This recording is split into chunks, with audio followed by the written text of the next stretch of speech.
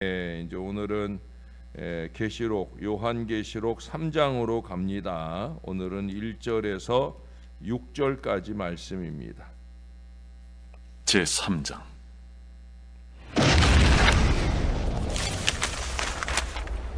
사대 교회의 사자에게 편지하라.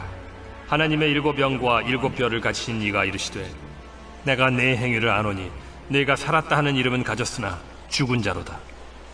너는 일깨어 그 남은 바 죽게 된 것을 굳건하게 하라. 내 하나님 앞에 내 행위에 온전한 것을 찾지 못하였노니, 그러므로 네가 어떻게 받았으며 어떻게 들었는지 생각하고 지켜 회개하라. 만일 일깨지 아니하면 내가 도둑같이 이르리니 어느 때에 네게 이르는지 네가 알지 못하리라. 그러나 사대에 그 옷을 더럽히지 아니한 자 몇 명이 네게 있어 흰옷을 입고 나와 함께 다니리니 그들은 합당한 자인 연고라. 이기는 자는 이와 같이 흰옷을 입을 것이요, 내가 그 이름을 생명책에서 결코 지우지 아니하고 그 이름을 내 아버지 앞과 그의 천사들 앞에서 시인하리라. 귀 있는 자는 성령이 교회들에게 하시는 말씀을 들을지어다. 아멘. 이 사대교회에 보내지는 이 편지는 다른 편지들과 달리 칭찬보다 책망이 먼저 언급되어지고 있어요. 그 이유를 우리는 1절, 2절에서 찾아볼 수 있습니다. 내가 내 행위를 아노니 내가 살았다 하는 이름은 가졌으나 죽은 자로다. 너는 일깨어 그 남은 바 죽게 된 것을 굳건하게 하라. 내 하나님 앞에 내 행위에 온전한 것을 찾지 못하였노니. 바로 이 책망의 내용에서 볼 때 지금 사대교회가 교회라는 이름은 있으나 진정 교회다운 생명력은 상실한, 죽어있는, 잠자는 그런 교회이기 때문에 먼저 그 잠을 깨우고야 얘기가 되기 때문에 칭찬보다 책망을 먼저 하고 있는 거예요. 그렇죠. 잠자는 사람에게 뭐 아무리 좋은 얘기 해봐야 못 알아먹잖아요. 그러니까 먼저 일어나라고, 깨어나라고, 정신 좀 차리라고, 그러고 난 뒤에야 정신 차리면 그때서야 이제 해야 될 얘기를 제대로 하지 않겠습니까? 이 사대는 상업 중심지로서 특히 염색 기술이 아주 유명한 도시예요. 저는 이 사대교회가 그러한 도시의 성격을 그대로 나타내고 있다고 생각이 되어집니다. 아무리 염색이 잘된 천이라 할지라도 그 천의 재질에 따라서 천의 가격이 결정이 되고 그 가치도 인정받을 수 있을 거예요. 아무리 염색이 잘된 그런 천이라고 해도 천 자체가 보잘것없다고 하면 아마 쓸모없는 싸구려로 전락하게 되어집니다. 그러니까 캄보디아에 갔을 때 그때 야시장에 가보니까 거기에도 막 우리가 흔히 왜 여름에 많이 입는 그 작업복 바지 같은 거 있잖아요.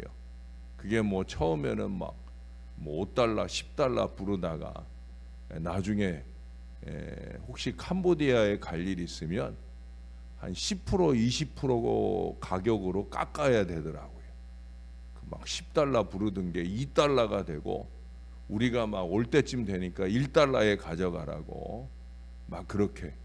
그게 뭐예요? 염색은 아주 알록달록 잘 돼 있지만 그 가치가, 재질이 형편없다는 얘기죠. 이 사대교회는 분명 그렇게 염색은 잘된 교회. 사대교회는 거대한 알테미스 신전 옆에 세워졌어요. 그러니까 이 거대한 이교 신전 옆에 교회가 세워졌으니까 그러므로 이교 신전보다는 뒤처지지 않으려고 아마 꽤나 그 외적인 모양에 신경을 많이 쓰지 않았겠습니까? 그리고 오늘날처럼 뭐 4대 교회라고 하는 번듯한 간판을 내걸었을 거고, 아마 현대라고 하면 휘황찬란한 그런 십자가도 내걸었을 법합니다. 그러나 십자가를 걸었다고 다 살아있고 올바른 믿음의 교회가 아니듯이 우리 연예인들 중에 보면 아이돌 중에 보면은 이렇게 십자가는 아주 대단히 큼지막한 걸 제대로 다 걸고 다니는데 그 신앙이 정말 삶 속에 묻어나는 그런 모양을 보기 어려운 사람들이 많이 있잖아요. 이 사대교회 역시도 마찬가지. 그 외양의 염색과는 달리 내적인 면은 죽어가는, 잠들어 있는 그 침체된 교회라는 거예요. 이 편지는 지금의 유럽 등 서구 교회에게 가장 적합한 말씀이라 생각이 되어집니다. 아름답고 거대한 유럽 교회들은 이미 하나님께서 계시지 않는다라고들 스스로도 자인을 해요. 예? 며칠 전 우리 수요일 저녁에 보았던 이가봇, 하나님의 영광이 사라진 그런 교회의 모양만 있다는 거예요. 영국이나 프랑스 교회들은 하나의 박물관이 되고 있어요. 그래서 여러분 교회를 들어가려면 박물관 들어갈 때처럼 입장료를 내요. 얼마나 어이없어요. 교회 들어가는데 뭐 헌금 내고 들어가는 거야 당연한데 입장료를 내야 들어갈 수 있어요. 왜? 구경하는 교회거든요. 구경하기만 좋은 교회지 영적인 생명력을 잃어버렸다는 거예요. 심지어 캐나다 교회들 가운데는 한술 더 떠서 겉모양은 분명히 교회인데 디스코장이 되거나 빵집이 되거나 그런 안타까운 모습들을 오늘날 보여준다는 거예요. 제가 오래전에 부교육자 시절에 생각나는 젊은 부부가 있어요. 이 부부가 남편은 건축가예요. 그리고 아내는 이제 건축가가 되기 위해서 공부하는 사람이에요. 그러니까 이 두 사람이 그렇게 건축에 관심이 많다 보니까 이제 신혼부부인데 이제 둘이서 이렇게 산책을 하다가 그때 제가 섬기던 그 성덕교회, 그 교회가 벽돌로 정말 옛날 그 벽돌로 지은 아름다운 교회입니다. 그러니까 이제 건축에 관심이 있는 사람들이니까 교회의 겉모양이 아름다우니까 아내는 어떤가 궁금해서 들어왔다가 저하고 딱 마주친 거예요. 그래서 이제 제가 전도를 해서 그 교회에 다니기 시작을 했어요. 저는 그때 그런 마음이 들더라고요. 이 사람들이 교회의 외향으로만 보고 우리 교회를 다니기 시작했는데 우리 교회가 좀 이 젊은이들에게 내적인 아름다움을 잘 보여주는 신앙의 어른들이 되어서 이들이 교회 생활에 신앙 생활에 좀 잘 정착했으면 좋겠다 하는 그런 마음이 간절했던 적이 있어요. 뭐 그건 지금도 마찬가지. 우리 교회는 사실 뭐 외향으로는 교회답지 못한, 잘 아시는 대로 일반 건물을 우리가 교회로 리모델링해서 교회 안으로 들어와야 여기가 교회가 맞구나 라는 걸 느낄 수 있는 모양이잖아요. 그러기에 더더욱더 우리는 내적 아름다움, 영적 아름다움을 더 가꾸어 가야 될 거예요. 구약의 아모스 선지자는 시온에 안일한 자 화 있을지어다 라고 예언을 했어요. 하나님의 도성 시온에 살면서도 안일한 신앙으로 살아가는 그 사람들에 대한 심판의 경고입니다. 예루살렘 백성이라면 달라야 된다는 거죠. 왜? 하나님의 백성이니까. 하나님의 백성이란 자부심만 가지고는 안 된다는 거예요. 안일하거나 교만함으로는 하나님의 백성다움이 아니다라고 하는 거예요. 여러분 교회에 다닌다고 하면서도 재직이라는 이름을 내걸었으면서도 여기 2절 말씀처럼 뭐라고 그래요?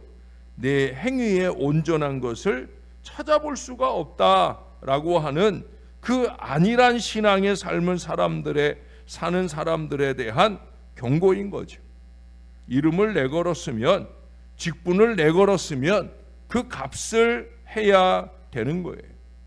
왜 서구 교회들이 죽어가는지 아십니까? 이름값을 못하기 때문에 그래요.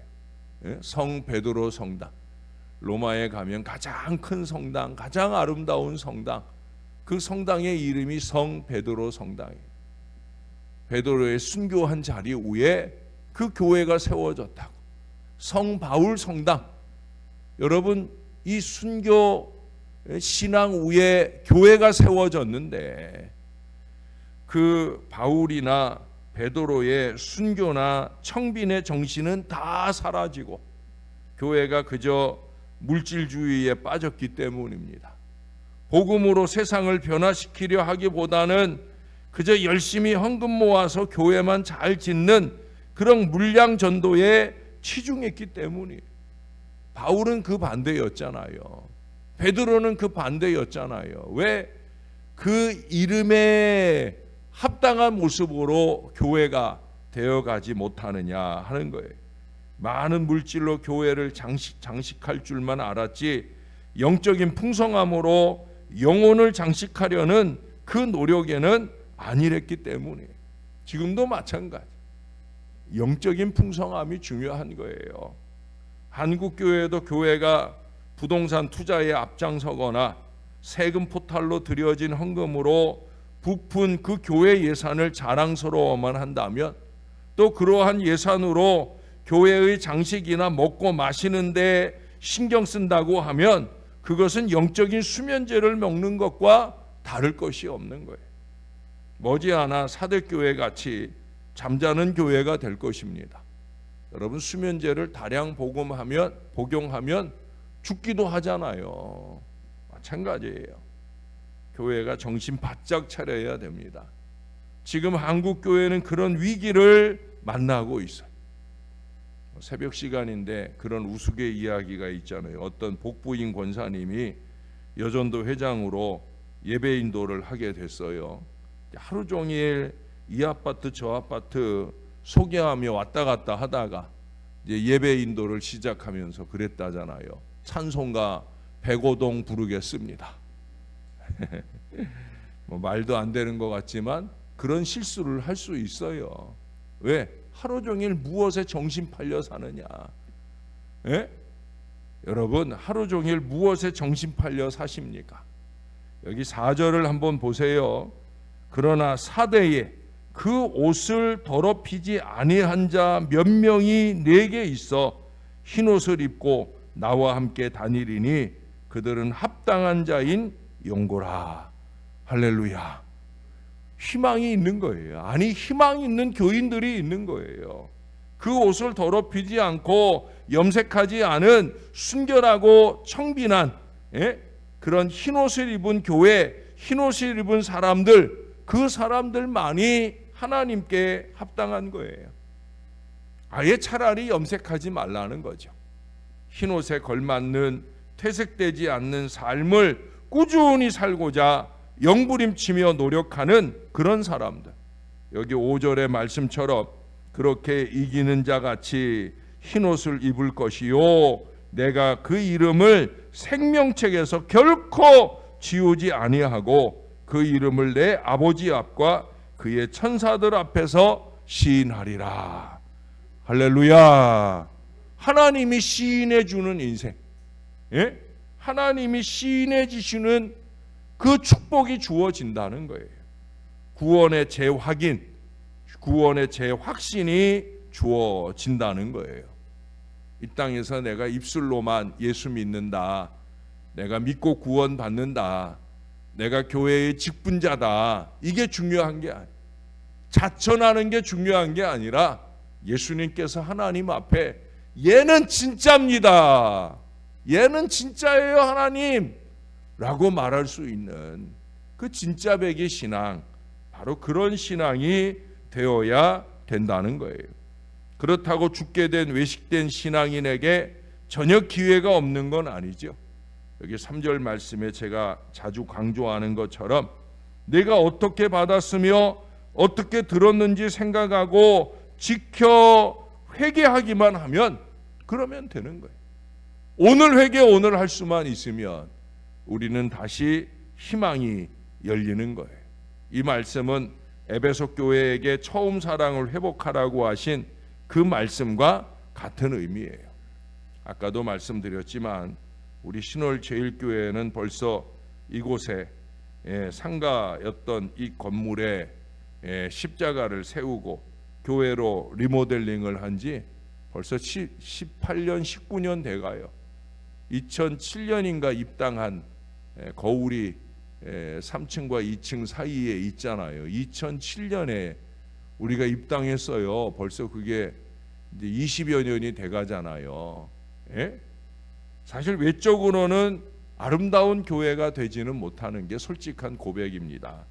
그러나 우리는 이 외적인 교회보다 더욱더 아름다운 신앙의 자세로 옷 입은 우리의 영혼으로 이 교회를 채워야 할 줄로 믿습니다. 부족한 종이 자주 강조하는 거룩함과 신령함으로 이 교회를 채워야 되는 거예요. 코람데오 데오볼렌테가 삶 속에서 아름답게 결실되기 위해 새벽부터 날마다 영부림치는 신령함이 가득하고 물질에 때묻지 않은 순결하고 아름다운 신월 제일교회와 우리 많은 성도들의 삶 속에 여기 오늘 말씀하는 것처럼 하나님의 은혜가 늘 충만하게 함께 하시길, 그래서 예수님께 다 시인될 수 있는 믿음의 백성들이 꼭 되어 주시기를 우리의 구주 되시는 예수님 이름으로 간절히 축원합니다. 우리 하나님 옷을 벗고 다니는 인생들은 없습니다. 미친 사람들이 아니라면 우리는 다 옷을 입고 살아갑니다. 중요한 것은 어떤 옷을 입고 사느냐 하는 것이겠습니다. 하나님의 백성다운 거룩하고 신령한 옷을 입고 그렇게 살기 위해서 날마다 때마다 영부림치는 신앙이 꼭 되게 하여 주옵소서.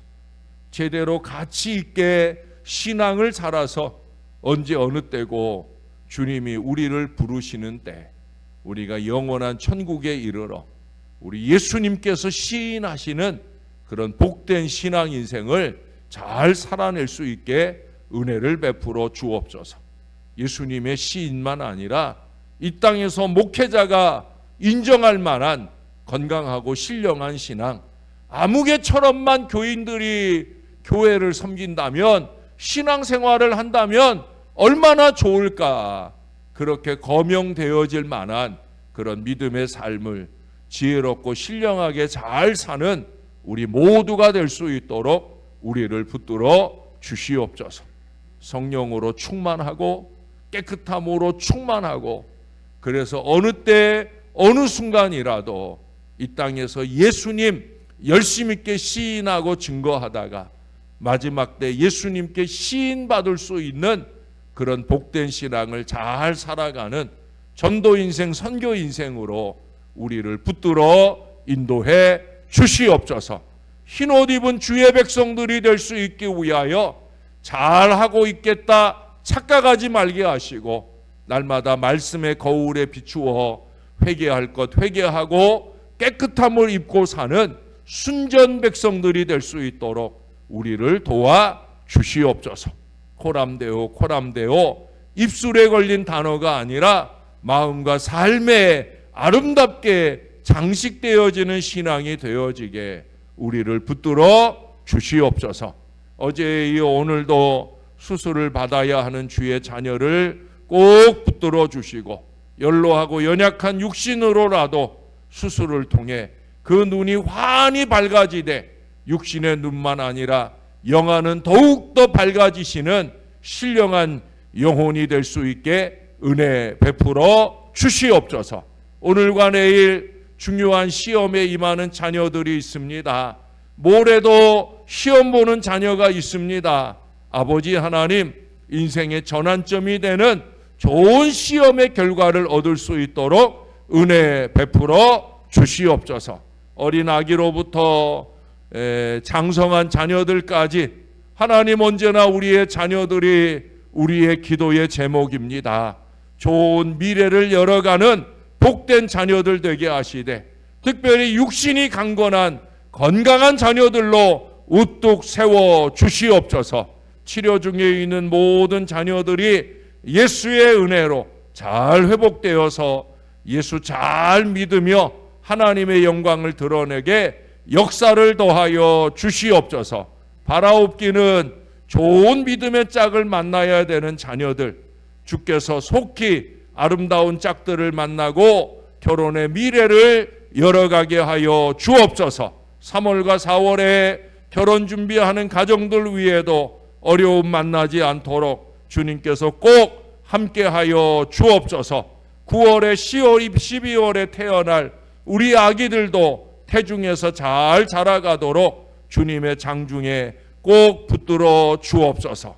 간의 화평과 교회 안의 신령함으로 주님의 단단한 붙들어 주심이 넘치는 신앙 공동체 다 될 수 있도록 은혜 베풀어 주시옵소서.